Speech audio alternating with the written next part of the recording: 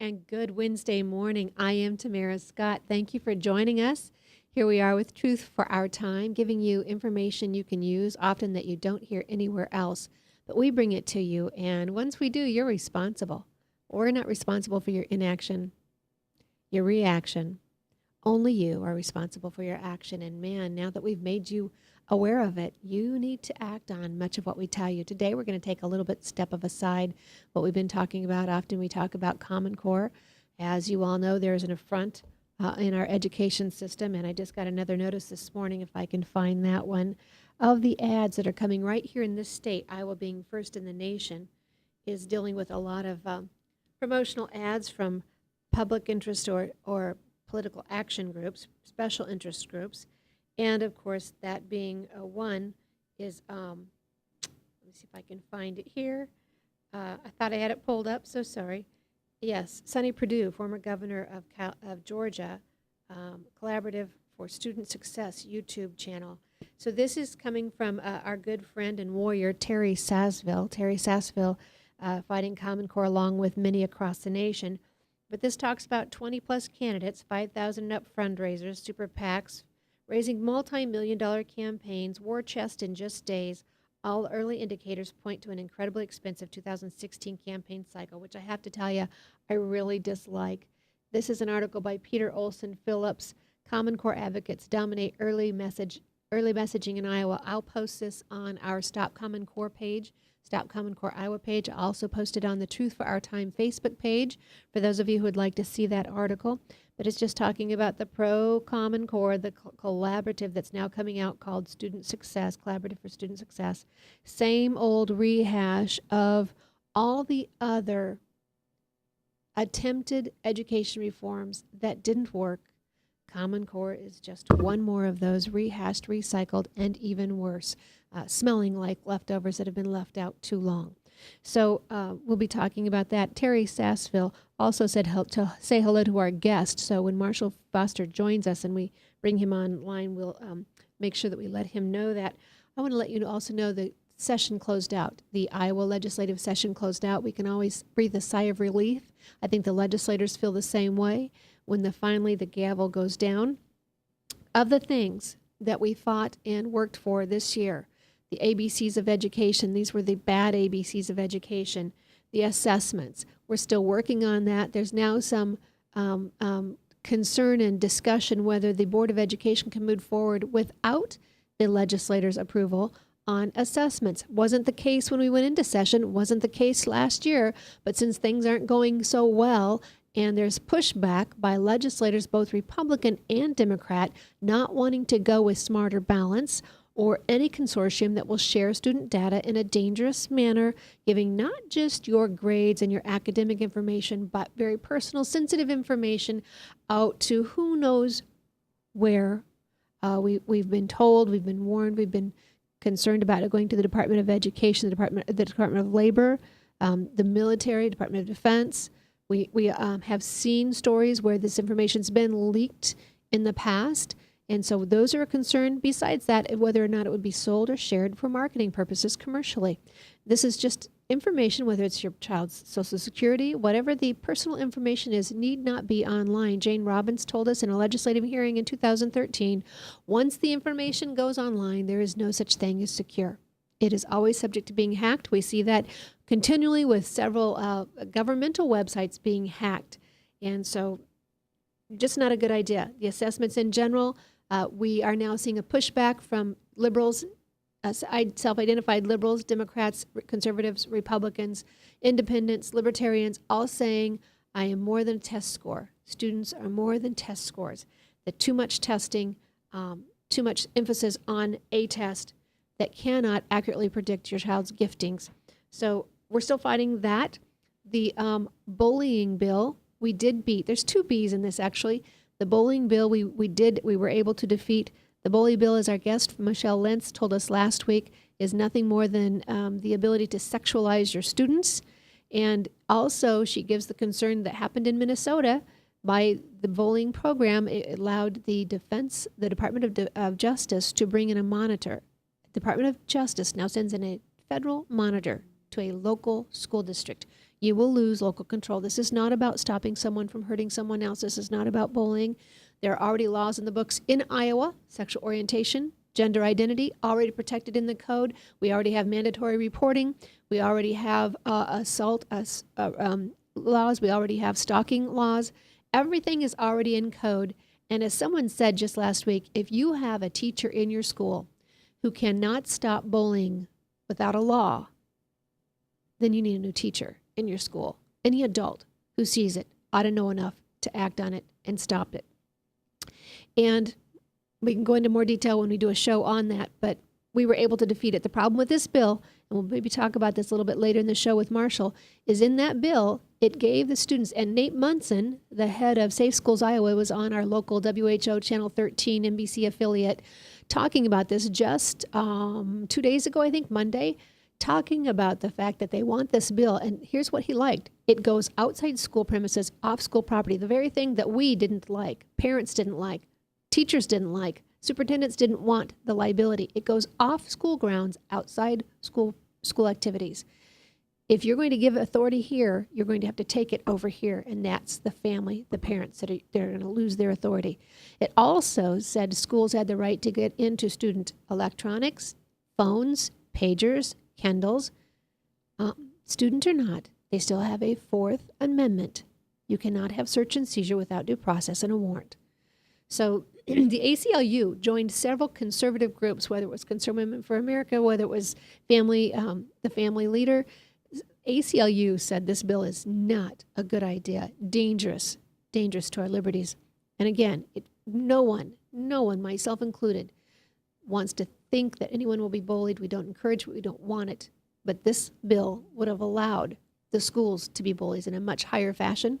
We're seeing stories on Blaze and other news sites where teachers are bullying students. So certainly not a good idea. And we thank the legislators who voted that down, even though it was the governor's priority, one of his 3 priorities. The other one, Common Core, we're still just battling the Common Core standards, trying to come back to local standards. Remember when we were doing things really well as a nation? We put people on the moon. We had that competition, schoolhouse to schoolhouse, district to district, setting local standards in the community. That was the key. We used flashcards. We did not need all the assessments, the electronics, and the gadgets. We also were able to get the ultrasound language through into the code that a woman who is desiring an abortion will be given an ultrasound, will be offered an ultrasound to view it, to see her baby. It's a positive. We know when they view moving ultrasounds that oftentimes they choose life. Language on this bill was softened quite a bit in the conference committee, but it still gets it into the code. It's a start. It's hopefully helpful. If Democrats truly believe their own mantra of abortions, rare, safe, legal, and rare is what they say, they too should want this legislation, because all it does is show whoever's the abortionist is that the size of the baby, something they should do anyway if they're going to do such a procedure. But it offers the mother the opportunity to see the baby. The bad news out of the session was and in that same bill, the Democrats, here was their compromise. They would let Republicans have that language in the code if they could still give tax dollars, your dollars, to clinics doing abortions. So your tax funds, as a taxpayer, coerced, taken from you by force, are paying for the killing of someone else's child. While you're doing all you can, put gas on your table, food on your table, and gas in your car, you're now paying for the killing of somebody else's children. Just trying to work and take care of your own. Very frustrating.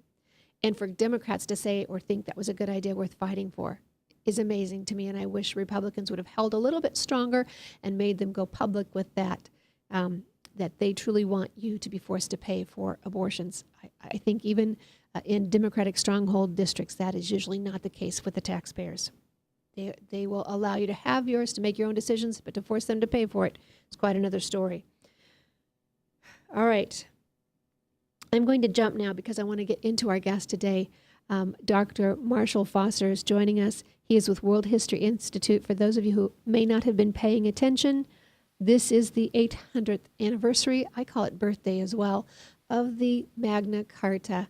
Dr. Marshall Foster is renowned, well-respected on history across the globe. Great learning DVDs, CDs, MP3s, I'm sure. Whatever the tool that you may use, he has it. His book, A Covenant, I think it was the Mayflower Covenant. It's one that I use in the classroom as well. Dr. Marshall Foster, thank you for joining me.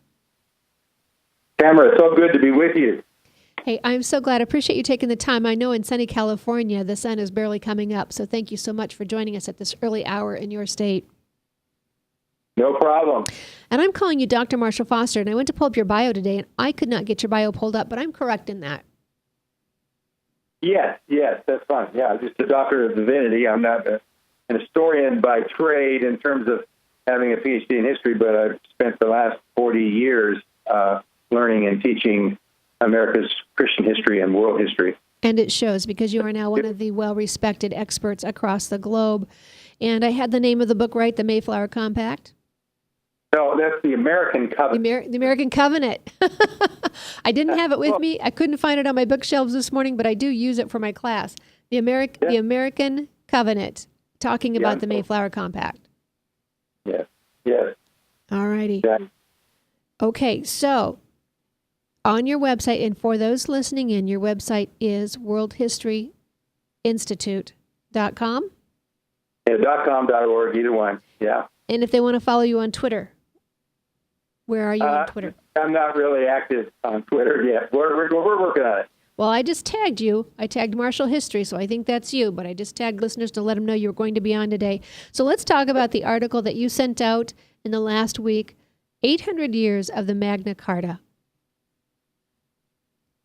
What does it mean? Yeah, this is it, isn't it? We're coming up on the date. This week will be the 800th anniversary of the most important political freedom document in the history of mankind.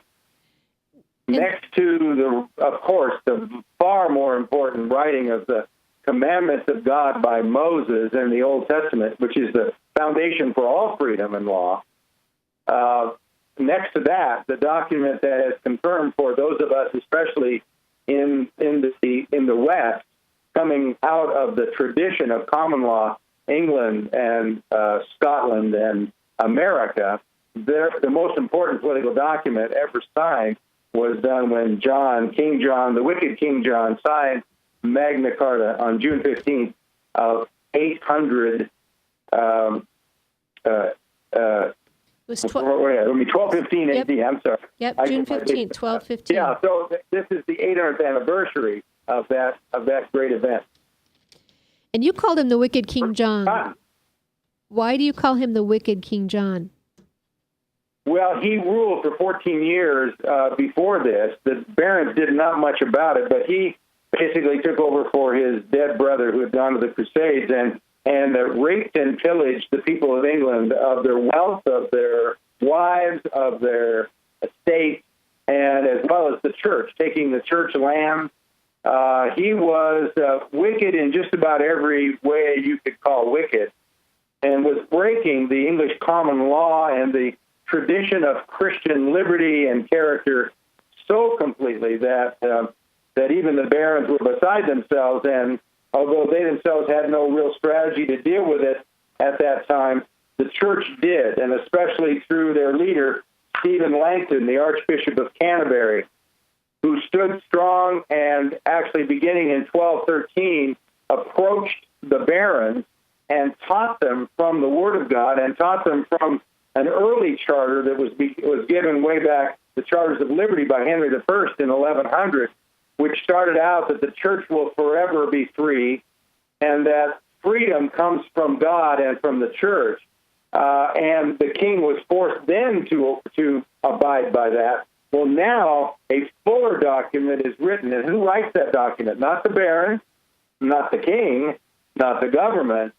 The church, specifically Stephen Langton, writes the most important political document in the history of the world.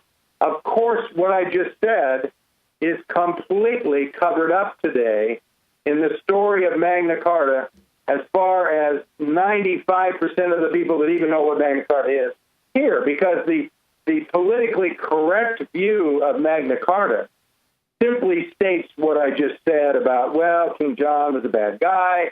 The barons came in. Most people have watched the Robin Hood movie from several years ago, which has a perverted, distorted view of Magna Carta and of the church. And the whole thing becomes more of a uprising, a political uprising that was done by the barons, which is not true. It was the church that was standing for the liberties of the people. Ironic that you say that, because on Wall Street Journal's website, they also have an article about the Magna Carta, and I wanted to read it because I knew it would not have your worldview. It does not, so far, I'm browsing through it, it does not have anything to say about the church, but it does talk about the barons, and I think even in some of the history books that are in our classrooms, it talks about the barons rising up against the king. Right. The only reason that they raised an army in 1215, the army of God, and they actually marched down through London, and the gates were open in London, and they were able to march in. And then outside of London in the castle, the king was holding up, and on June 15th of 1215, they surrounded him. And if you see the pictures of Magna Carta, you can just go on and look at any of the famous paintings. You'll notice that the charter is in front of him, and the Archbishop Langton is standing, hovering over him. Why? Because it was the Archbishop who wrote the document, and he had been teaching and training the barons, talking to them about it for 2 years. The thing that the modern history does not want to record is that Magna Carta is really not a political document. It is a Christian document. And it is a document that states in its first article that the church in England shall forever be free, and the rights of the people of England shall be, in the last phrase of the charter, it talks about those rights being inviolable to the point where they shall be eternally for our heirs and our heirs and our heirs forever. And what are those rights? Not just the rights of trial by jury, not just the rights of private property or the typical things that are spoken of in Magna Carta, but specifically the overwhelming rights that come from God. Magna Carta does not start out by saying we, the barons, are guaranteeing the rights of Englishmen under English common law or English laws. No, it says that God, we writing this document in the presence of the barons, and he names Stephen Langdon first, and for the barons, and then finally he gets down and talks about the barons. First he talks about the Bishop Langton, who wrote the document, and it talks about God's honor being preserved, and the fact that God and Christianity is the foundation of whatever liberty we're going to have. And in fact, that's why the first and last articles say specifically, the church in England shall forever be free. Why is that important? Because the religious freedom of the church is the only hope for freedom in society. We are fighting. I think I'm coming to your state for a religious freedom conference in December that I'm speaking at. I just found out. Great. And that's going to be a fun time. But what we've got to emphasize at that conference is that if there is going to be religious liberty in America, religious liberty cannot be guaranteed by the, quote, government. Governments always tend to absolutist power. And the only effective tool in the history of mankind for limiting the power of an all-powerful state has been the Church of Jesus Christ. Because we have a higher sovereign, and we have the highest law. And what Magna Carta was establishing, or actually admitting to, was that all of English common law, going back to Alfred the Great, was built upon the laws of God. In fact, Alfred the Great, going back to before 900 A.D., wrote specifically the Ten Commandments in his own words and other great passages of Scripture right before he wrote down his dooms or his common law. So the commandments of God, the truths of God, were the foundation of English common law from the beginning. All Magna Carta was a confirmation that God and his laws and principles are the foundation of our liberties. All right. That's why it's so important. We need to go to our first break. It's fabulous information. I can't wait to come back and discuss more of it in depth with you. Dr. Marshall Foster is my guest. We're going to take a 2-minute break to thank our sponsors, and I need to thank at this point Crave, Christians for America, ChristiansForAmerica.com, Crave, Citizens Reviving American Values Every Day, and also Webcast One Live, Mac. We thank you for letting us use the studio and helping us make this show possible every week, each Wednesday at 10 a.m. If you're hearing this show on a podcast or a replay, you can hear it each Wednesday morning at 10 a.m. live. If you want to call in and join the conversation, you certainly may. 515-244-0077. 515-244-0077. If you want to see the archives, we have them available at Tamara Scott Live on YouTube. And Ryan has a website really looking great. It's Tamara who doesn't have her work done. And as soon as I get a couple things done, we'll have that website up and running. So, and tamarascott.com, and then you can just go there and get some of the information as well. We'll be right back after these messages. Stay tuned. From the RE/MAX Real Estate Concept Studios, this is Webcast One Live.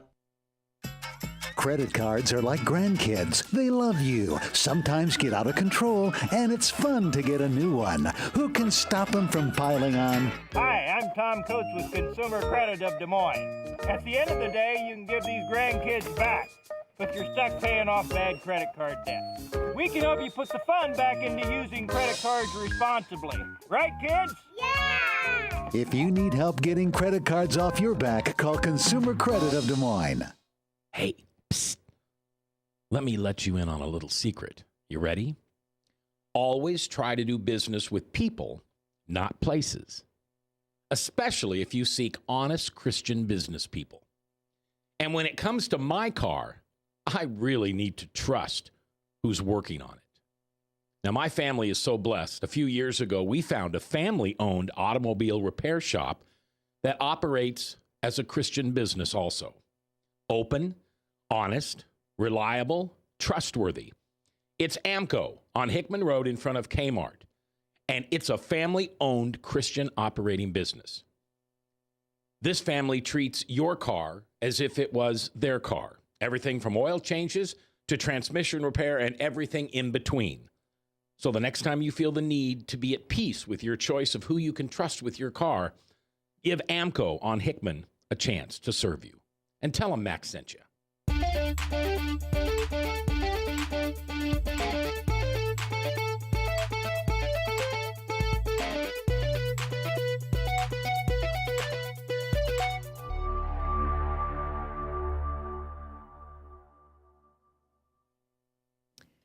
And thanks for joining us. I am Tamara Scott. You're listening to Tamara Scott's Truth for Our Time. The Citizen Link magazine last month in May 2005 featured this guy. This is Basil Baz. You may recognize him for being a guest on this show. The topic was, of course, human trafficking. He specializes in the recovery of children, missing children, whether they've been abducted by a non-custodial parent or adult, or if they've been kidnapped and taken into trafficking. And so it's a incredibly hard work, as you can imagine, but he does that, and every child he's gone after, 100% recovery rate, every child he's gone after. And he will tell you on any given day he probably has 6 to 12 kids that he could go after. He knows exactly where they are, lacking the funds to get there. It takes money to get there, to do the work safely. If you'd like to help Association for Recovery of Children, ARC, Association for Recovery of Children, you can find him on Facebook or his website, and you can learn more about him there at Citizen Link on Focus on the Families magazine as well. I speak with him in trafficking conferences, and if you want him, myself, or anybody else to come talk about trafficking, give us a call or email info@tamarascott.com. I think, is that working already? info@tamarascott.com. So hopefully Ryan will help me keep track of some of those inquiries and requests. Coming back to our guest today, we're talking with Dr. Marshall Foster. June 14th, we always do a show and celebrate Flag Day in America, Flag Day, which is always important because more and more younger generations are not understanding the reverence that we show our flag, the proper ways we dispose of it, how we hang it. Why? Because it means something, the way it hangs. There is a respect and a strength that comes with that. And I always like to point out that there is only one situation in the flag code that allows another flag to be hung above the American flag, and that is on a Navy or a military ship during service. I think it's Mark Buss from the American Legion usually comes on and does that show with us. During worship services, they would put the Christian flag above the American flag so that those who would see their ship would know they were in worship. I think that's incredibly important, and it shows you the emphasis and the respect and the reverence that our founding fathers and our military at one time had for our reliance on God and the gospel of Jesus Christ. Dr. Marshall Foster, we're talking about the Magna Carta, a document that is 800 years old, June 15th this year. We were just talking about the fact that we at one point understood our providence in this country was our reliance, due to our reliance on God's providence for us. Our independence as a nation depends on our dependence on Him. And you're taking us all the way back to the Magna Carta and telling us why and how America has stood on that. So take us back where you left off, and I need to point out that a Wall Street Journal that I mentioned, that article by, I think it's Hannon is the last name of the author, did say bishops and barons. He did say bishops and barons, but he also noted that in the field where this took place between the barons and King John, there was no marking of this location until 1957. And only now, because of apparently this author's raising money, will there be a bronze statue of Queen Elizabeth II. So as you're saying, Dr. Foster, a lot of people have never recognized the strength, the importance of this document. The English themselves don't know it anymore, the vast majority of them, and they have lost track. And this is because of the movement of the field of education and a secularized society away from the Christian roots that built the liberty, the economy, the blessing of Western civilization. The movement away from it is so devastating because it has left the people of this generation thinking that somehow our free institutions are going to be maintained without a Christian foundation. That is impossible. History proves it. I've spent the last 40 years studying it, giving tours and cruises and giving seminars on this topic. I have a 12-hour study on it called Terror to Triumph. If anybody wants to listen to the whole story, they can just go to worldhistoryinstitute.com and get the full story. But the story goes back to Moses, and I summarize it in 1 minute. The story of liberty goes back to God wanting the people of the world to be free. And he gave his law as a freedom document.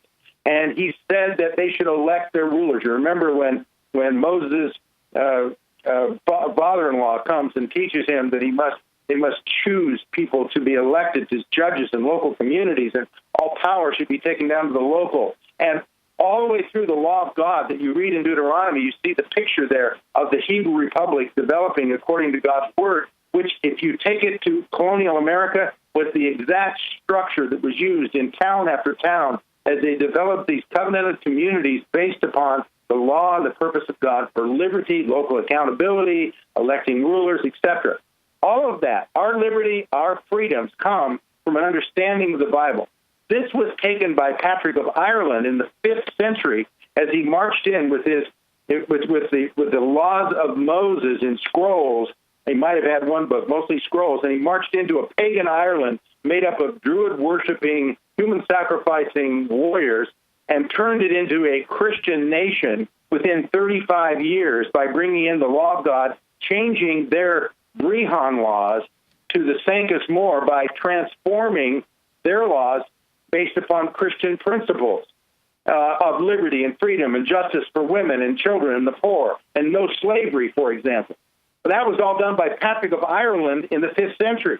And then Alfred the Great comes along, and I'm summarizing this because it's a growing thing. As Christianity spread to Scotland and then it spread to England, then those Christian principles worked their way through Christian kings and through Christian churches, and they began to develop them into what's called English common law. English common law was the basic understanding of liberty and freedom under God based upon Christian principles.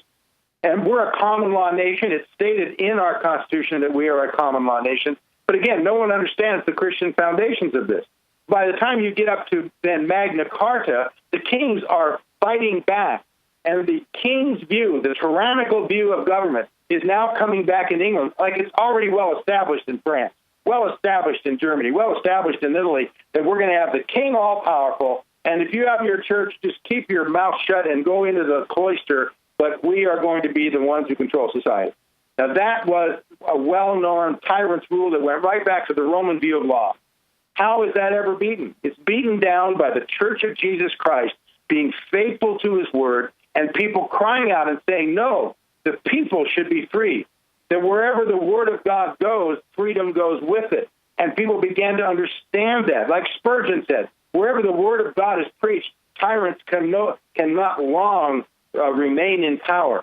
And so what happened is that right on through Magna Carta, and then they lost it again when the kings came down with the divine right of kings under Elizabeth and James, and you know the Reformation story and the burnings under Queen Mary, Bloody Mary.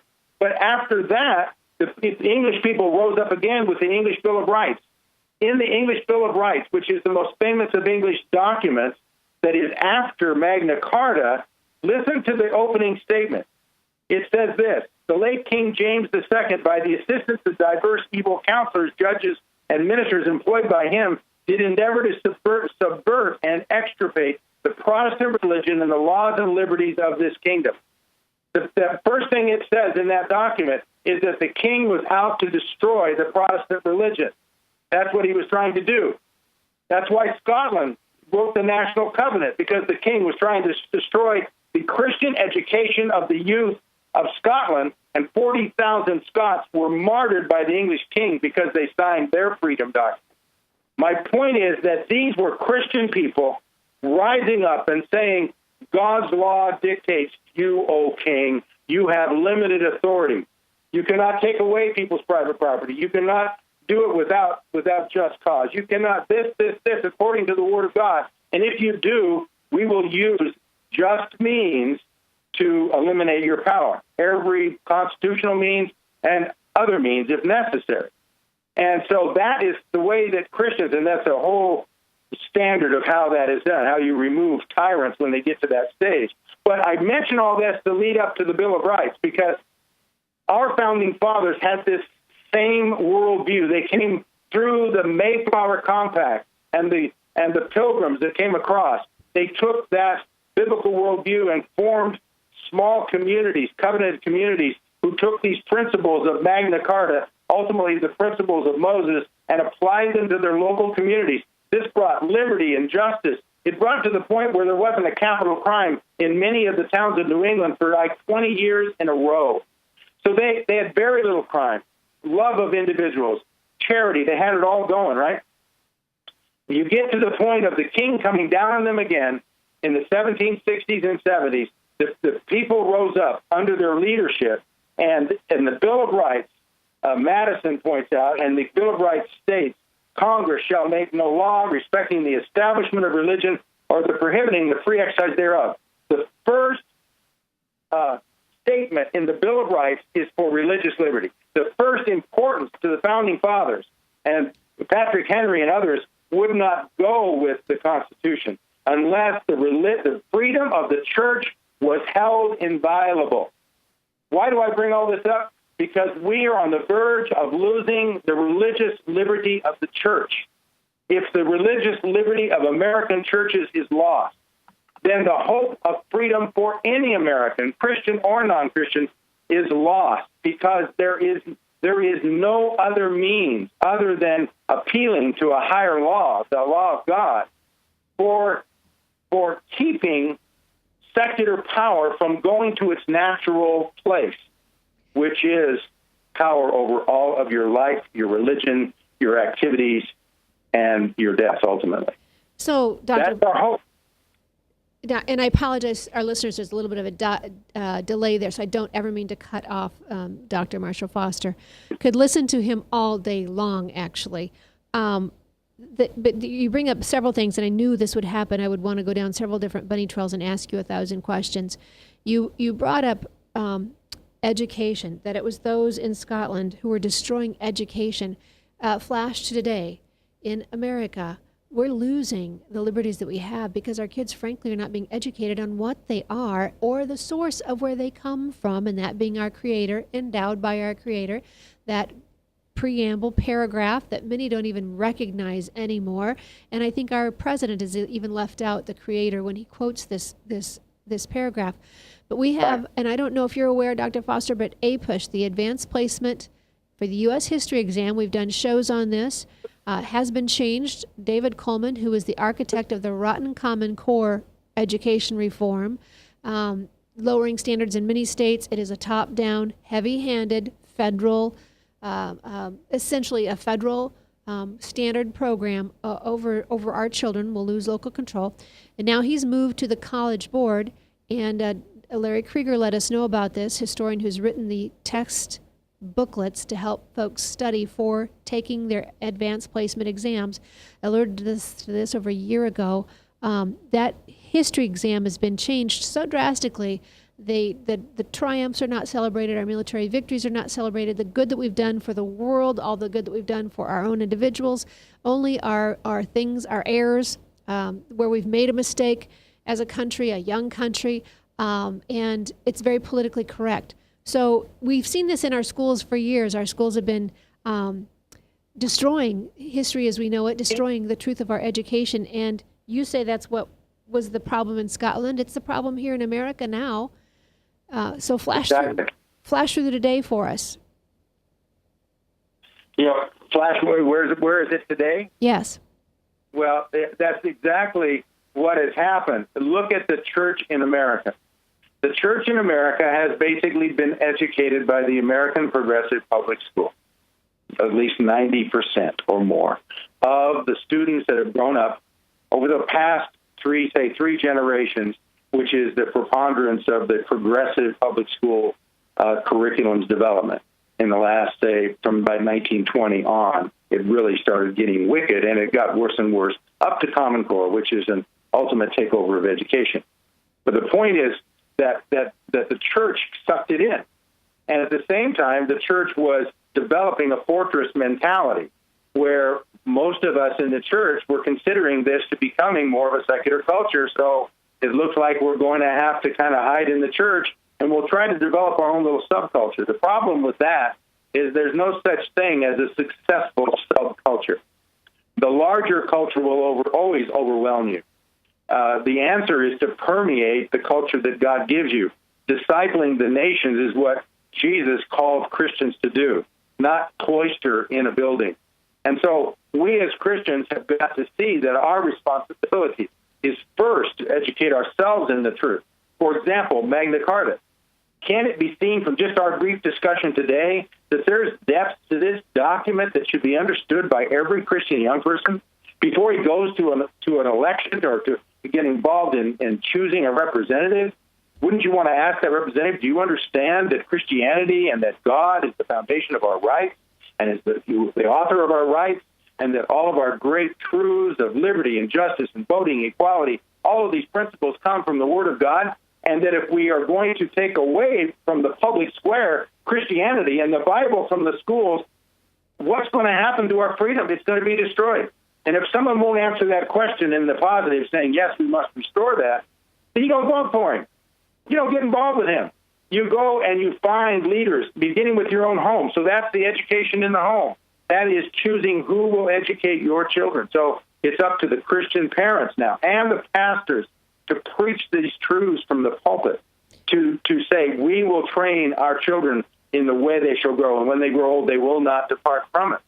And so that's the strategy of God, internal, external. First we face ourselves, then we train our children, then we go to the gates, as the Shema says in Deuteronomy 6, internal to external. And as we do that, there will be a transformation of the culture. But we've got to go man to man. It's got to be like the Great Awakening revivals that would involve not only evangelism, but would involve transforming worldviews by teaching these truths to everybody that you meet. Every coffee shop, every conversation should not be about what's the latest iPad.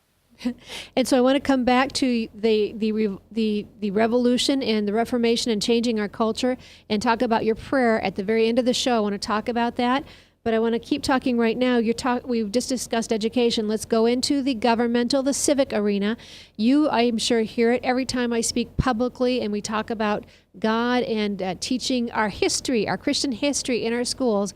I get tons of hate mail, if not dissenters in the crowd with their own posters, keep your God out of my government, which then I always have to stop from the podium and explain you wouldn't have your government without my God. So Marshall, talk to us about those in government who are, I now see, after talking to you, why we have legislators who are Xing God out. Because as you say, it was the Christians, it was the church, it was the Protestants who lowered the king below the law. He was above the law before the Magna Carta and before the articles written in the 800s.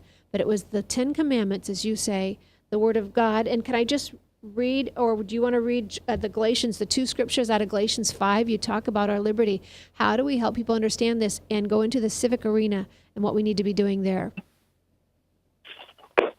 Yeah, stand fast in liberty for which Christ has set you free. To stand fast in that liberty, we must know the foundations of that.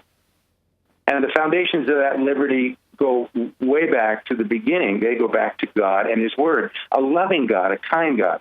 I think there's a misrepresentation today, clearly in our society, that religion, specifically Christianity, is some kind of a top-down system of church leaders who are trying to impose some kind of a theocracy upon the society. That's a stereotype presented by the politically correct. The truth is that Christianity, when it's properly lived out, according to the Bible and the teachings of Christ, is a loving expression of giving and sharing and sacrifice, where we live out the Christian faith. And in doing so, we build people who are self-governing. They don't need a large government because they govern themselves. They care for their own and they care for others. That society is built upon Christian character, which is built upon a revived church. And that is our hope. So when it comes to civil government, our hope for civil authority changing to be less tyrannical rests in the church coming to grips with their responsibilities. And for it to come to grips with its responsibilities, I believe there needs to be a deeper and fuller understanding of the fact that our loving God has given to us these laws, these principles, these great freedoms from beginning with the law of God, and then worked out through history right down to our time. And America's in the tip of the arrow. Our Constitution has been copied over 100 times by nations all over the world. That Constitution is a biblically based document of liberty. So the fact that it's not taught in the schools just means we don't worry about that. Yes, we want to change that as much as we can, of course, get the truth out, but we've got to be our own promoters of the truth because we believe the truth. So we need to share it. We need to teach our children it. We need to use your vehicle, which is so wonderful, to get the word out about the truth and encourage people to be self-governing enough to research and go in depth behind the scenes and don't accept everything the New York Times puts on their front page. Or the colleges. You've got to go back and study original source documents. Read Magna Carta for yourself. There's 63 articles. It's all on one page of sheepskin. It's not that difficult. It's kind of like our Constitution. But begin there and then track back. Where did that come from? Where did that come from? Where did that come from? And it is very, I give cruises. I'll be giving another cruise to England next year where we go through the whole history of Ireland and England and Scotland and their fight for liberty, which sets the stage for America. We need to understand our history. That's where it starts from. Jesus said, remember from whence thou hast fallen, repent and do the deeds you did at first. Reformation and revival is coming, Tamara. I think so, too. America. I believe it's coming, but we had to get on our knees first. And God is forcing us there. And the question is for every Christian out there, we like to quote Esther for such a time as this, but her uncle was very clear to her. Mordecai said, unless you rise up, help will come, but it could be too late for you and your family. So Marshall Foster, I believe, is right. The restoration is coming. The Reformation is coming. Will it be in time for us and our families? It will depend on what we do. Remember, I talked in the beginning of the show about action, your reaction, your inaction. Here's where you come in. And so for those of you who say, I'm not an activist, I get that. I didn't appreciate it the first time I was called an activist. But let me say this to you. If you ever go through a drive-in or a restaurant and they give you the wrong order, I'll bet you go back, walk up to the counter and say, hey, I asked for fries, I didn't get them. That's an activist. You're speaking out to change a situation. The problem is you care more about your French fries than you do your freedom. It's time we start taking about our freedom and caring about our liberty. Marshall, I want to talk very briefly about the social justice. We'll have to take our break here shortly. And maybe we'll take our break. Let's do that. We'll take our break and we'll come right back. I'm going to ask you, Marshall, on the article we're talking about on your website, World History Institute, and I think this article is by Dr. Peter Hammond, but it talks about Leviticus 19:15. We always hear Leviticus disparaged often by the liberal progressive movement, the pro-homosexual agenda, but here you are referencing it in the Magna Carta as social justice, and we know that's another term that has been totally adulterated and destroyed by others today. So when we come back from this break, I want to ask you about social justice according to the Bible and the Magna Carta. We'll be right back with Marshall Foster. I'm Tamara Scott with Truth for Our Time. Stay tuned. From the RE/MAX Real Estate Concept Studios, this is Webcast One Live. I'm Brian Leach, owner of Service Legends, and my position is Chief Talent Officer. I'm Nicholas Wonderscheid. I am Bernie Homs, And I'm the Service Manager. Marketing Director and Client Relations Manager.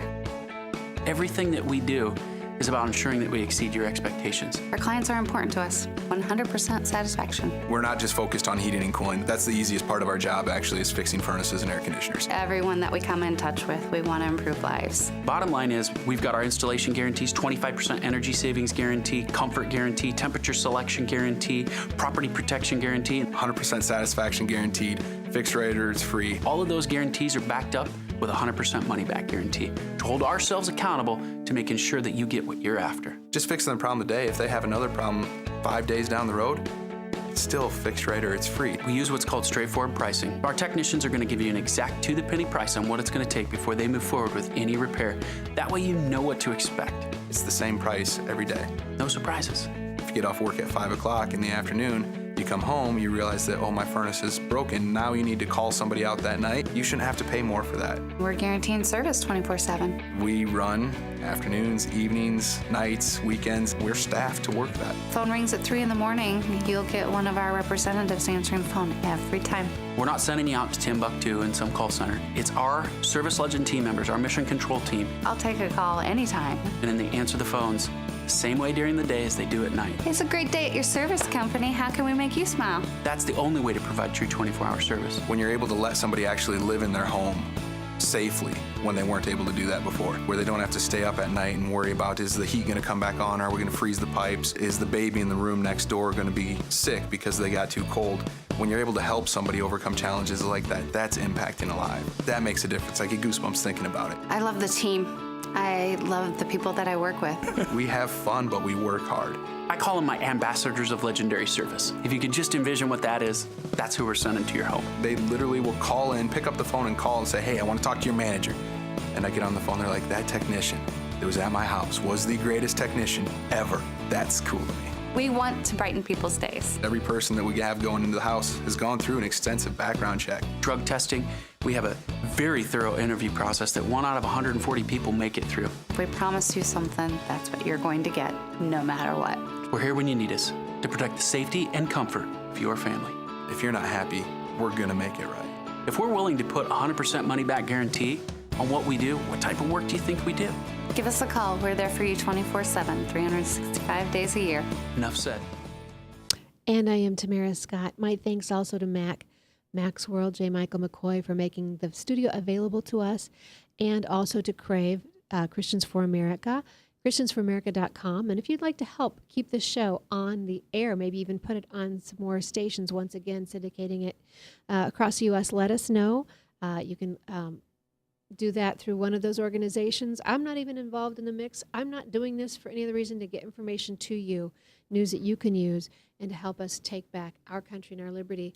I had just talked to Dr. Marshall Foster, and I'd asked him about social justice in the World History Institute .com article. I think it's written by Dr. Peter Hammond from Frontline.org. But the quote in here of Leviticus 19:15: "You shall do no injustice in judgment. You shall do no injustice in judgment. You shall not be partial to the poor, nor honor the person of the mighty. In righteousness you shall judge your neighbor." Dr. Marshall, talk to us about social justice, which has been hijacked today. Well, exactly. This statement is so foundational because what the God of the Bible did, unlike the pagan gods of Baal and of the Romans and of the Greeks and of the Vikings and of the early Irish, etc., is that those gods were very top down, and they stole whatever they want, and killed whoever they want, and the tyrants lived according to that law of rape and pillage. What the God of the Bible teaches is that there's no partiality between the poor or the rich. Every man is to be, according to the commandments, treated equally under the law. Okay? But if he has private property, it's his property. Social justice is not stealing from the man who has and giving to the man who does not. The Bible puts into place the structure of how those who have been blessed should give to those that are on the way up or who need a helping hand. And that's why you have gleaning. That's why you have the tithe. That's why you have people giving. And social charity, unleashed in the name of Christianity and by the power of Christ, could meet the social needs of America today and could save our cities. And I believe will eventually when we get down and go back to it, which we did up until the end of the 19th century. And we had a blessed and godly society for 330 years. It's falling apart today because we have left the true social justice, which is brought from an understanding of God's word and God's love. That as Jesus said, they shall know you are my disciples by your love one for another. And when the Christianity went out in the Roman Empire, it transformed the empire by feeding the poor. By the way, picking up the would-have-been aborted babies and taking them down to the catacombs and taking care of those dying of the plague and dying of the plague yourself. This was the Christian way of living. It's not a top-down, we're going to tell you what to do. It starts from the bottom, living it out. Yes, our biblically based principles of liberty, including morality, the way in which a society is most blessed, that's just the way the world works. That's true. And we must proclaim that. But not just proclaim it and say that's true. We must live it in our own lives, and we must reach out to those that are in need, reach out and meet those needs so that the society is convinced. You can't enforce biblical principles upon a society that doesn't want it. We need to evangelize. We need to love. We need to reach out. And as we do, these principles, it'll become obvious that that's the only hope for freedom. The law of the Lord prevents crime. The law of the land can only punish it.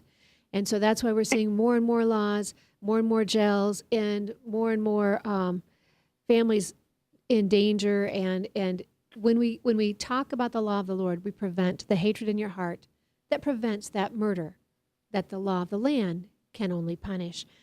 I want to come back. Dr. Marshall Foster is my guest from World History Institute. You mentioned the fact of your prayer atlas, and I want to come back to that. This Saturday in South Carolina, Charleston, South Carolina, Governor Nikki Haley has called for a response, a solemn day of assembly, a call to prayer. I have the honor. I am so excited. I get goosebumps talking about it. I got to participate in the one in Louisiana with Governor Jindal, and we thank him for his strong stance. He has said it so well. America did not give us religious liberty. Religious liberty gave us America, and he's absolutely so correct. He held a wonderful prayer response in January. I'm looking forward. Saturday, I will be in South Carolina with thousands, I hope, in the Charleston Coliseum, and we will be having a call to prayer. And you can tune in online, The Response SC, theresponsesc.com, I think. It could be .org, I'm not even sure. But you can watch online along with us. And so, Dr. Marshall Foster, I see on your page, and Ryan, you just brought it up, is it a 30-day prayer atlas? Yes, it's not just for 30 days, but it can be done in 30 days. It's actually a 40-page booklet that teaches people how they can pray for all 238 nations in the world and for revival and reformation in all those nations. Pray for the persecuted. Pray for those that don't know the Lord yet. Pray for the nations to be restored governmentally. And so we're praying not only for America, which is obviously important, but we must also keep the original purpose of America alive. We have been the evangelical center of world missions and of care for the other peoples of the world for the past over 200 years. We must not just become concerned about ourselves, we must also reach out to others. So this is through prayer. That's how we change the world. We change the world first by coming before God and repenting of our sins, and then turning to Him and seeing His great plan again. His great plan is not going to be stopped by some political agenda. Nothing stops God, but God works through the prayers of His saints. And so as we believe Him for His purpose, what is His purpose? He says, go forth and disciple the nations, teaching the nations to obey all that I've commanded, and lo, I'm with you always to the end of the age. Jesus Himself, giving the Great Commission, tells us to go forth and to do this in every nation of the world. And wherever the gospel has gone, liberty has gone with it. And wherever the gospel is withdrawn, liberty is lost. So this is our great hope. Tamitha, we're at that point again. In Great Awakenings in America, at least 4 of them, they've all been brought on by depressions and hard times or wars, but God's people came back during those hard times and said, wow, we need to get back to God. They began to trust and pray, small groups, larger groups, and from the prayer meetings came a restoration and a revival of our political climate. For example, in the Great Awakening of 1736 to 1770 was the foundation for our founding fathers to bring about America in the first place. So we're right at that stage. If someone would like to be involved with GPS or receive one of these booklets, just contact us here at the worldhistoryinstitute.com. worldhistoryinstitute.com. And if folks want to order something, that would be great. And I hear your phone ringing, so that's all right. They can obviously call in as well. Yeah, it all out. So, Dr. Marshall Foster, and give us I think we are going to have to run. I think we're out of time, but I was going to give them a rundown as a triumph through Terror to Triumph. Terror to Triumph. 12 half-hour history of the world. Very good. Dr. Marshall Foster has been my guest today. You let us know when you're going to be here in Iowa in December, and we will help you again get that word out. We'll look forward to coming ourselves and having people there to hear you. Dr. Marshall Foster, thank you for all that you do, the teachings that you give. I've listened to them over the years, and they are remarkable. If you'd like to learn more, please go to worldhistoryinstitute.com. Dr. Marshall Foster has been my guest today. It's up to you. You've been given great information. The Magna Carta was only a start. America built upon it. Don't let it be destroyed now. It is ours to return to the freedoms, the liberties that come from our Creator. Be encouraged and never be complacent.